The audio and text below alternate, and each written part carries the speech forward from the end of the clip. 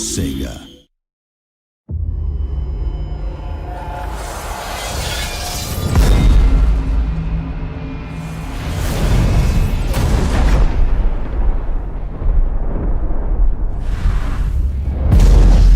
It was actually like super exciting to come into like a massive studio from being a fan of MOBAs and the esports event all since I was young.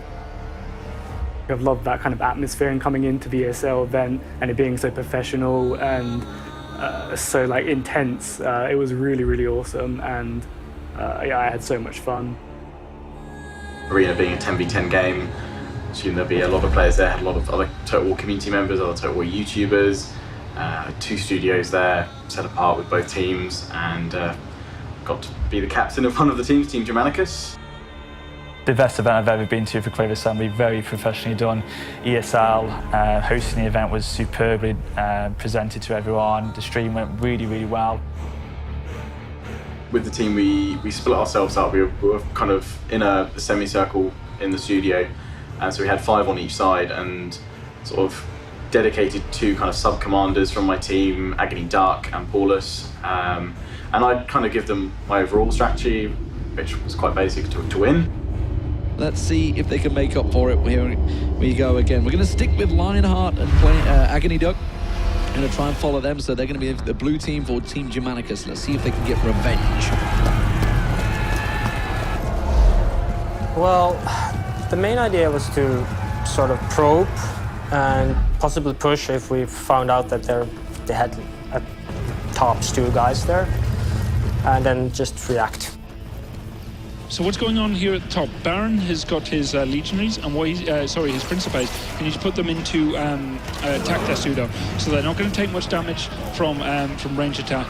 But puts the shield up basically, yeah. You can see that. Block, so they're going to be able to slowly walk forward here. But Duck and Baron have to make a decision what they want to do here, because they don't have any missiles of their own, so they can be kited quite heavily on the top there. So they were staying back and just watching us, ready to come in case any units snuck through on either the left or right flanks. We had the hot gates and we had the mountain, and we were pushing troops up there to see which of those we were going to hold or which one we were going to lose. If we were going to lose both, then we'd pull back and hold in the centre. When I saw both of those sides pushing up and making their moves, that's when we pushed up in the middle. Sidestrife came with me, and yeah, we pushed on through.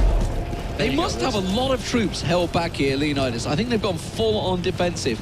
They realise they've got positional advantage. The hood gate's pushing through. You can see Leviathan down the side. He's pulling out the support. He's got archers covering him off. That cavalry can do nothing for Mecha. That's the last unit he's got left. Hugo's on the roundup, corralling them in. Oh, Lionheart taking a big bit of damage, though. The artillery... I hadn't been hit, full health units, and this artillery comes in, fire effects, it's burning my men, it's doing a lot of damage, not just to my morale, but, killing and reducing my unit size in half, if not more. Good at the same time, Lionheart just loses about half of his unit there.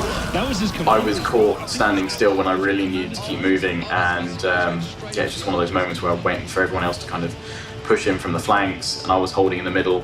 Should have just kept on pushing a little bit further. The hill was lost, so rather than stay there and fight and die, just go through the gap that they've left and go behind and hope that they'll chase me. Sneaking up actually around the top, is that Duck? Has Duck actually got himself Duck around? Might actually have survived and somehow be coming around the top. He's typical Agony Duck, because he's fantastic when he's sort of, in terms of movement range and how he moves his troops, he's brilliant. It's the infantry they need to keep alive. We knew Duck was coming behind us, but we had literally nothing we could do about that because we needed to defend the rest of our base. Mecha had somehow managed to slip away with his cavalry, so he was harassing us from the flanks a little bit. I was just trying to get in there because they had some heavy infantry in there, and I was like, well, I've got heavy infantry, I need to get in there now and try and do some damage. I haven't, scored a lot of points in this because I've been holding back. A lot of troops still alive, getting in towards cap radius. This is going to start causing problems, so you can see the player numbers still very, very close. It's down to actually 50 troops difference between the 2 teams, so this is still a very tight fight. It came apparent very quickly that we were starting to lose the base, and the pressure from the enemy was getting quite intense. So we had to abandon our push on the right flank, bring the units down, and try and support, if we could, any defence. This is such a close game. This is a very, very tight fight, that's for sure. Good defensive work from Leonidas, but the question is, have they got enough? And Jesse Cox here, using his hoplites to best effect, and he's just, you were saying, he was going to get surrounded. He's playing with hoplites and... because we all kind of collapsed in to centre base, and there were still a few of the other team's units just wandering around the outside. They weren't that strong, but they were coming back in. And we had all these exposed archer and skirmisher units along the front. And my units, I just slammed, I think, into Jesse Cox, you know, trying to take out some of his infantry and Shermanators as well. And I was just trying to do as much damage to them. That, you know, I was taking some friendly fire as well, because I'm just going to pin these guys down, you know, shoot my units as well, because you're going to kill them. Segura getting around the back there, completely raining down fire. He's getting a little bit of team damage in there, because that's the big thing in this. Team damage is a huge problem. But you can see they pushed forward and took advantage of every single mistake that was made. That was basically it. They took everything they could possibly take and capitalised on it really, really, really well, and just kept the aggression on. If they'd have stopped for even a minute, we would have had time to reform and we might have been able to turn it around, but they didn't. They kept the pressure up constantly and they just got right in. It was just no holds barred. You're going to die and we're going to take you down. Yeah, we just tried to, as best we could, hold on to the base for as long as we could, unfortunately, but it didn't pay off. So it was really important to break through Jesse's units. We finally managed to push through them. The rest of the troops just kind of fell away, and we were able to get a victory. They actually lost the battle on the top, but they had full control in the middle, and that's really where they did the damage. Yeah, and you know, he's feeling out on the top of the hill, not committing to it at all, and then deciding to walk back when they realised it.